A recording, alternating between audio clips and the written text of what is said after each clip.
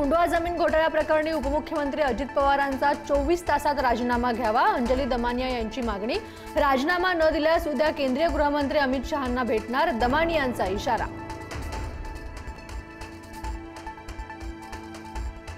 अमेडिया कंपनीने डेटा सेंटरसाठी एलओआय मागितला होता। एलओआय दाखवून कोट्यवधींची स्टॅम्प ड्युटी 500 रुपये करून घेतली, अंजली दमानियांचा आरोप। अमेडिया कंपनीने सर्व गोष्टीत फ्रॉड केला, दमानियांची टीका।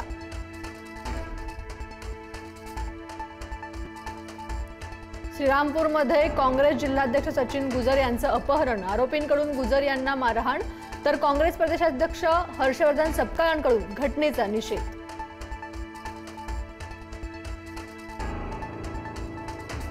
काँग्रेस जिल्हाध्यक्ष गुजर अपहरण नाट्यानंतर श्रीरामपूरमधलं राजकीय वातावरण तापलं।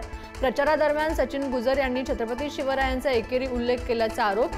गुजर यांना याबाबत जाब विचारला, चंदू आगे यांची माहिती।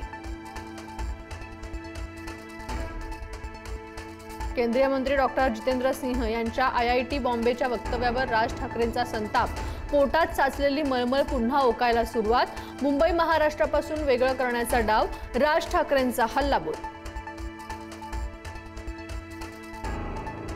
केंद्रीय मंत्री जितेंद्र सिंह यांच्या आयआयटी बॉम्बेच्या वक्तव्यावर मनसे आक्रमक, आयआयटीच्या बाहेर लावला मुंबई आयआयटी असा फलक।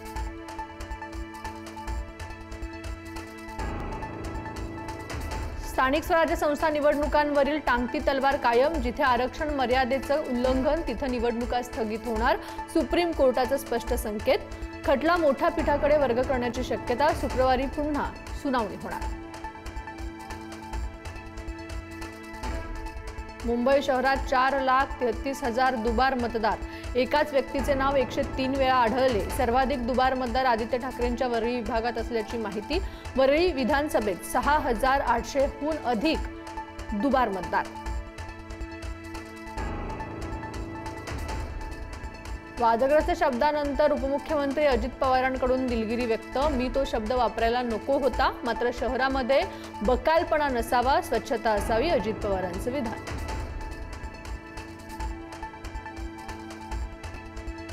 पालघरच्या डहाणूमध्ये मुख्यमंत्री फडणवीसांची सभा, नगरपरिषद निवडणुकीच्या उमेदवारांसाठी मुख्यमंत्री प्रचाराच्या मैदानात। डहाणूमध्ये शिंदेंची शिवसेना आणि भाजपा आमने सामने।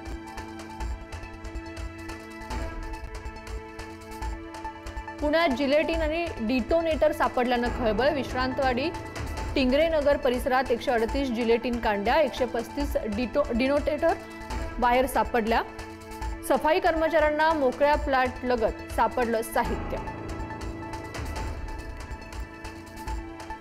सोलापूर झेडपीच्या ग्रामपंचायत अधिकाऱ्यांची आत्महत्या, वरिष्ठ अधिकाऱ्यांच्या त्रासाला कंटाळून प्रकाश बाविस्कर यांनी संपवलं जीवन। दोषींवर गुन्हा दाखल होत नाही तोपर्यंत मृतदेह ताब्यात घेण्यास कुटुंबियांचा नकार।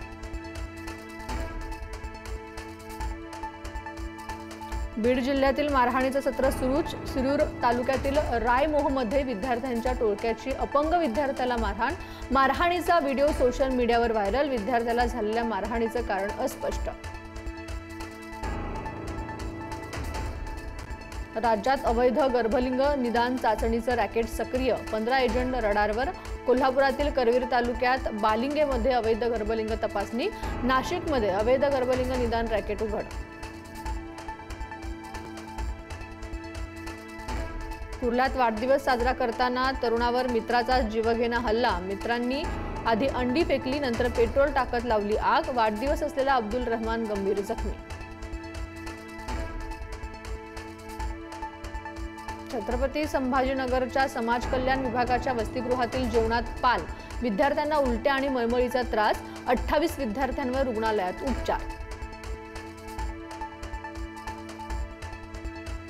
वनमंत्री गणेश नाईकांच्या मतदारसंघात कोल्ह्याची दहशत, घनसोली परिसरात दिसला कोल्हा, बिबट्यानंतर कोल्ह्याचीही नवी मुंबईत वावर।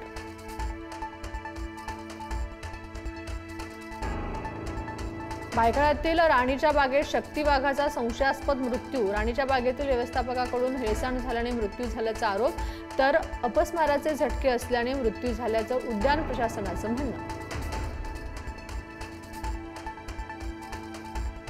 मुंबई गोवा महामार्गावर हातखांब्यात केमिकलची वाहतूक करणारा टँकर रस्त्यावर पलटला। दोन्ही बाजूंची वाहतूक पूर्णपणे ठप्प। महामार्गावर वाहनांच्या लांबच लांब रांगा।